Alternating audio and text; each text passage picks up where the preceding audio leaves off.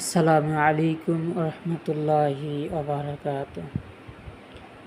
মহানবী সাল্লাল্লাহু আলাইহি সাল্লাম বলেন, কোনো বান্দা 5 ওয়াক্ত নামাজ জামাতের সাথে আদায় করলে আল্লাহ তাকে 5টি পুরস্কার দিবেন।